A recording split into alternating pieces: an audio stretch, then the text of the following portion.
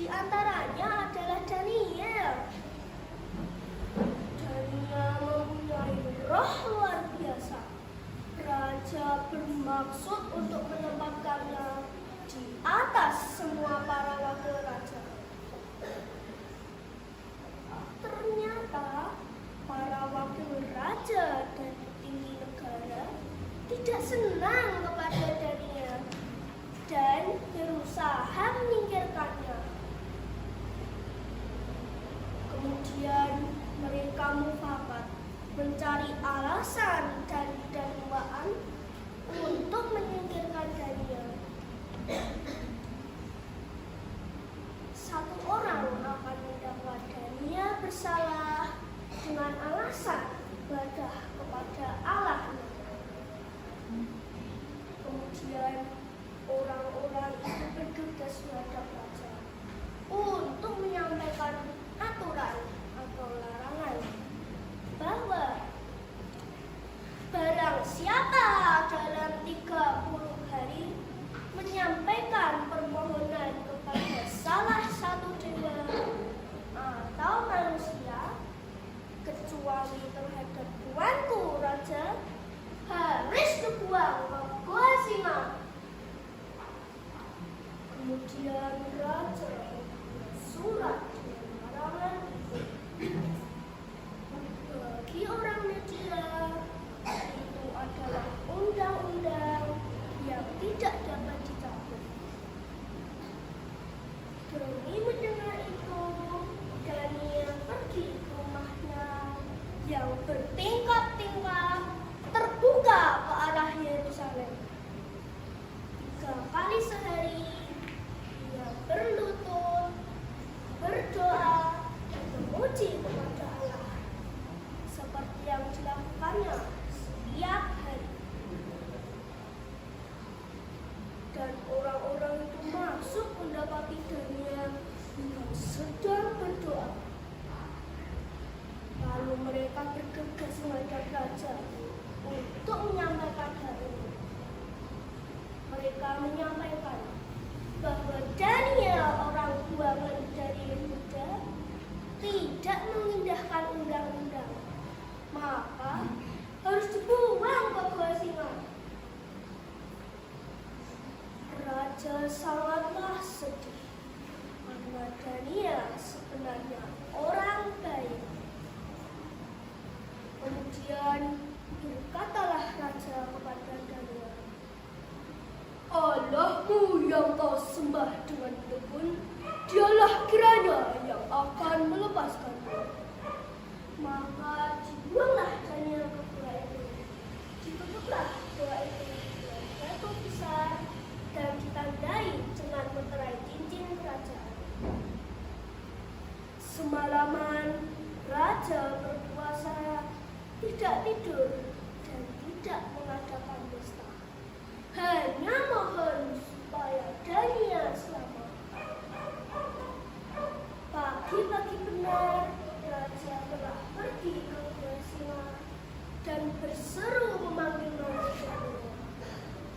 Daniel, hamba Allah yang hidup, Allahmu yang telah kau sembah dengan tekun, telah sanggupkah ia melepaskanmu dari cengkraman singa-singa itu? Dari dalam gua, Daniel menjawab, Ya Raja, kekalah hidupmu, karena Allahku telah mengutus malaikatnya untuk menatupkan mulut singa-singa itu, sehingga mereka tidak memakan aku. Karena aku tidak bersalah di hadapannya, tetapi terhadap tuanku ya Raja, aku juga tidak melakukan kejahatan apapun. Maka sukacita Raja, hore, hore, Daniel selamat, Daniel selamat, dan memerintahkan agar Daniel ditarik dari gua itu. Tidak terdapat luka badannya, karena ia percaya pada Allahnya. Kemudian raja menyuruh menangkap orang-orang yang mendakwa Daniel untuk dimasukkan ke goa singa. Belum sampai di dasar goa, mereka sudah diterkam singa dan meremukan tulangnya hingga mati. Kemudian raja membuat surat kepada orang-orang dari segala bangsa yang mendiami seluruh bumi.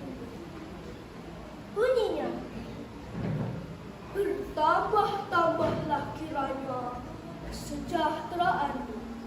Bersama ini memberikan perintah bahwa di seluruh kerajaan yang kuasai, orang harus takut dan gentar kepada Allah Daniel, sebab dialah Allah yang hidup, yang kekal untuk selama-lamanya. Pemerintahannya tidak akan binasa dan kekuasaannya tidak akan berakhir. Dia melepaskan, menolong, dan mengadakan tanda mujizat di langit dan bumi. Dia yang telah melepaskan Daniel dari cengkeraman singa-singa. Bapak, Ibu, Dewan Juri yang terhormat, pesan apa yang kita bisa ambil dari kisah Daniel ini? Ada yang tahu?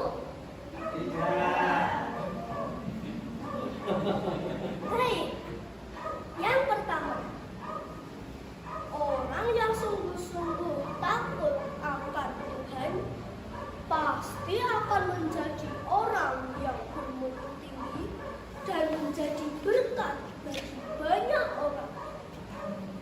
Yang kedua, ketika firman Tuhan diterapkan di tengah dunia yang tercemar oleh dosa, maka tidak jarang akan ada perlawanan. Yang ketiga, apapun kesusahan yang kita hadapi, teruslah menerapkan firman Tuhan. Ada dua pilihan, mau melawan manusia atau melawan Tuhan sendiri. Kita bisa memilih yang enak bagi kita di dunia ini, tetapi ujung-ujungnya akan berhadapan dengan Tuhan.